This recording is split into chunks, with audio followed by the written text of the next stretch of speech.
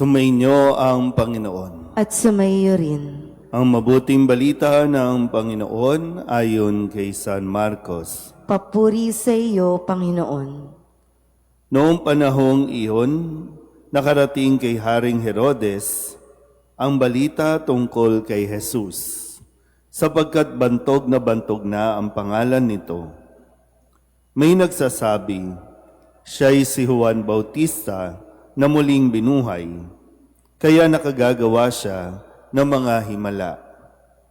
May nagsasabi naman, siya'y si Elias, siya'y propeta, katulad ng mga propeta noong una, anang iba pa.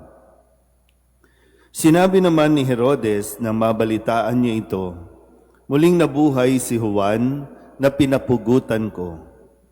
Si Herodes ang nagpahuli, nagpagapos at nagpabilanggo kay Juan dahil kay Herodias. Ang babaeng ito'y asawa ni Felipe, na kapatid ni Herodes. Ngunit kinakasama niya. Laging sinasabi sa kanya ni Juan, hindi matuwid na kunin ninyo ang asawa ng inyong kapatid.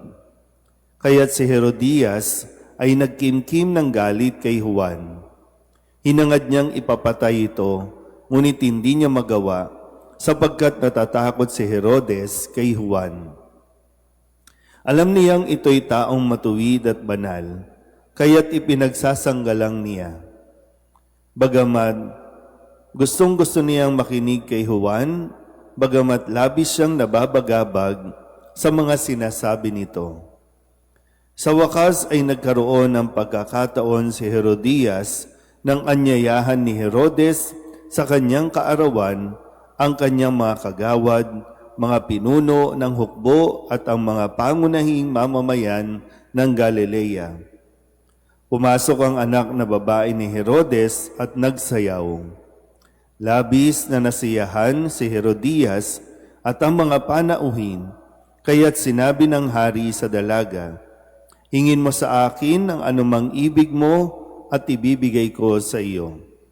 At naisumpa pa niyang ibibigay kahit ang kalahati ng kanyang kaharian kung ito ang hihilingin. Lumabas ang dalaga at tinanong ang kanyang ina, ano ang hihilingin ko?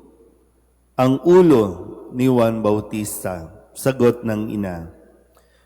Dali-daling nagbalik ang dalaga sa kinaroroonan ng hari.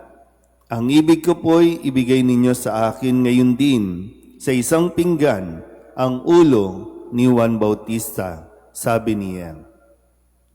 Labis na nalungkot ang hari, ngunit dahil sa kanyang sumpa na narinig ng kanyang mga panauhin, hindi niya matanggihan ang dalaga. Kaagad niyang iniutos sa isang bantay na dalhin sa kanya ang ulo ni Juan. Sumunod ang bantay at pinugutan si Juan sa bilangguan. Inilagay ang ulo sa isang pinggan at ibinigay sa dalaga. Ibinigay naman iyon ng dalaga sa kanyang ina. Nang mabalitaan ito ng mga alagad ni Juan, kinuha nila ang kanyang bangkay at inilibing. Ang mabuting balita ng Panginoon. Pinupuri ka namin, Panginoong Hesukristo. Isang magandang umaga po sa inyong lahat.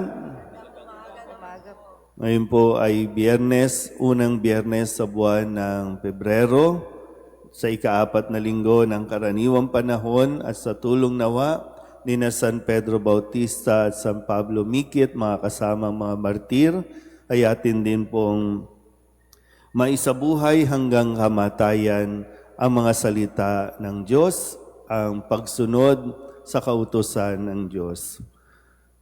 Kaya tayo nagkakaproblema sa ating buhay sa araw-araw, unang-una nakakaligtaan nating suriin kung ano nga ba sa mga utos sa batas na ibinigay ng Diyos kay Moises para sundin ng bayang Israel ay kadalasan sinusuway natin ito o hindi na natin ito pinag-aaralang mabuti.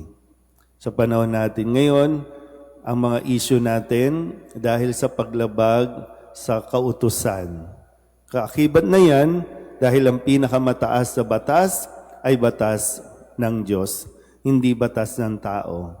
Maging ang ating konstitusyon, mababa yan o kaya naman yan ay nakasaklaw o sakop ng batas ng Diyos.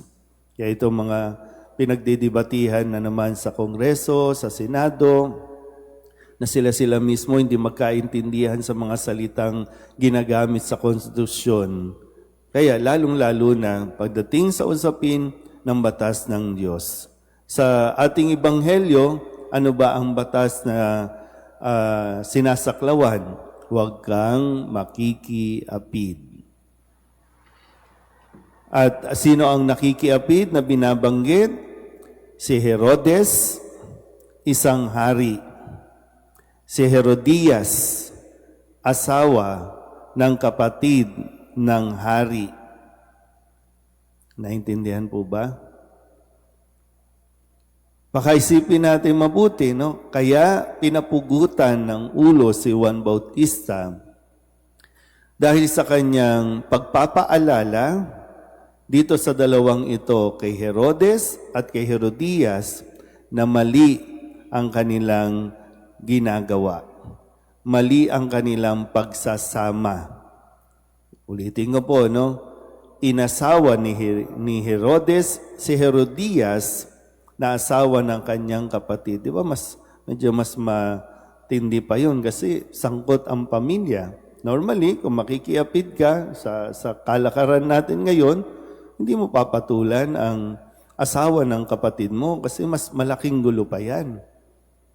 Pero ito, lantaran na sinasabi ni Juan Bautista na hindi tama ang kanilang pagsasama. Hindi ko alam kung anong kwento pa, no? Bakit nasaan yung kapatid ni Herodes, no? Pero ang batas, huwag kang makikiapid. At ito ay hindi, sabihin nating relative o hindi subjective na mababago mo dahil lamang sa katayuan mo sa buhay. Dahil sila ay hari, kaya pwede nang gawin. Kasi kung tutuusin naman, di ba? Bilang mga hari, sa kanilang batas, pwede silang mag-asawa ng napakarami. Pero dapat yung mga walang asawa.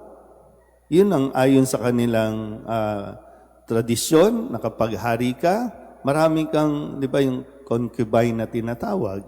Pero ito, bakit kailangan pang makiapid? May asawa na itong babaeng ito at yung babae, pumayag naman na pumatol. Pero hindi mababago ang kautusan ng Diyos dahil lamang sa kapritsyo ng tao.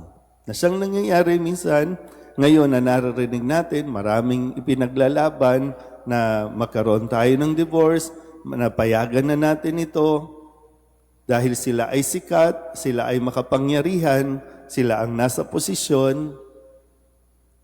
Pero ulitin ko po, nawa katulad ni San Juan Bautista na mga martir, manatili din nawa tayong matatag, matapang sa pagpapaalala.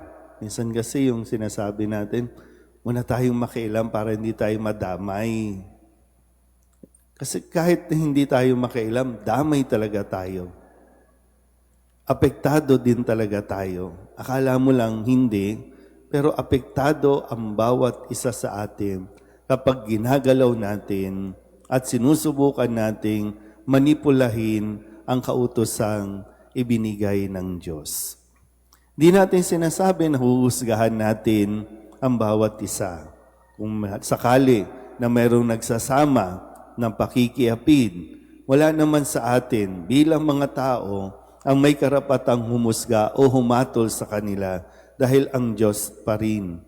Nasa Diyos pa rin. Pero ang sinasabi lang sa atin, meron tayong misyon, bahagi ng ating responsibilidad, paalalahanan sila. Kasi yun naman ang lagi din tatanungin, may ginawa na ba tayo? Ano bang ginawa natin para maligtas sila o para maitama nila ang kanilang pagsasama. Baka nanahimik ka lang, pero nananahimik lang tayo, pero hinuhusgahan naman natin sila ng todo-todo. So, pag-isipan natin ng mabuti, no? Dahil ngayon, parang una, nawawala yung pagtingin at kahalagahan sa sakramento ng kasal. Parang napakadali. Mapapakasal, maghihiwalay, papakasal ulit, hihiwalay, papakasal ulit. Parang nagiging laro-laro na lang ang ganitong pagsasama. Kasi, bakit ba nagkaganon? No? Bakit nakiapid? Mayroong issue na dapat tinaharap ng mag-asawa o ng dalawang pumapasok sa isang relasyon. Muli, hindi madali ang magsabi ng katotohanan, pero yung katotohanan dapat nating panindigan hanggang kamatayan. Amen?